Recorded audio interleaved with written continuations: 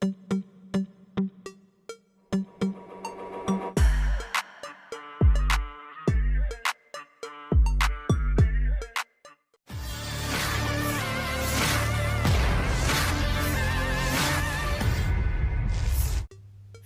serangan militer yang dilakukan Rusia terhadap Ukraina kian hari makin meningkat.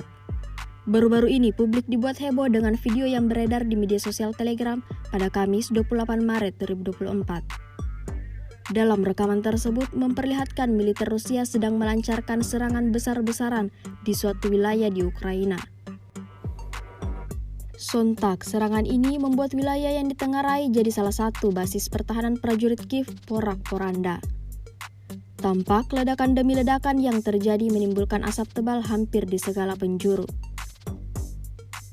Kendaraan militer sampai bangunan yang ditempati prajurit Zelensky bertahan semuanya dilibas habis oleh angkatan bersenjata Rusia. Tidak diketahui pasti berapa korban jiwa dari dua belah pihak atas insiden ini. Sejak rekaman ini beredar, beragam komentar dituliskan warganet.